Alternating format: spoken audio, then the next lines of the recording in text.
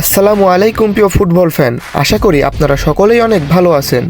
2026 world cup নিয়ে মুখ খুললেন নেইমার জুনিয়র কি বললেন সেটি যদি জানতে চান তাহলে ভিডিওটি না টেনে একদম সম্পূর্ণ দেখতে থাকুন। নেইমার জুনিয়র বর্তমানে হাঁটুর ইনজুরিতে রয়েছে। সে 2026 ওয়ার্ল্ড কাপ খেলার জন্য অতি দ্রুতই হাঁটুর সার্জারি করাতে যাচ্ছে এবং তিনি একটা গণমাধ্যমে বলেছেন যদি ব্রাজিল 2026 ওয়ার্ল্ড কাপ ফাইনাল খেলে তাহলে তিনি একটা গোল করবেন।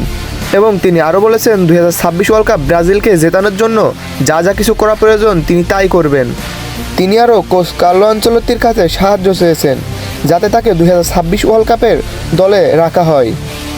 আপনাদের কাছে কি মনে হয়, নেইমার জুনিয়রকে কি 2026 ওয়ার্ল্ড কাপের দলে জায়গা দিবে কোচ কার্লো আনচেলত্তি?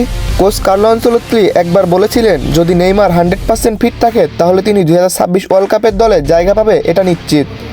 তো আপনাদের কাছে কি মনে হয়, নেইমার জুনিয়র কি পারবে ইনজুরি থেকে সেরে উঠে 2026 বিশ্বকাপ ব্রাজিলকে জেতাতে? কমেন্ট করে জানিয়ে দিন এবং এই ভিডিওটি ভালো লাগলে একটি লাইক এবং কমেন্ট করে পাশে থাকুন।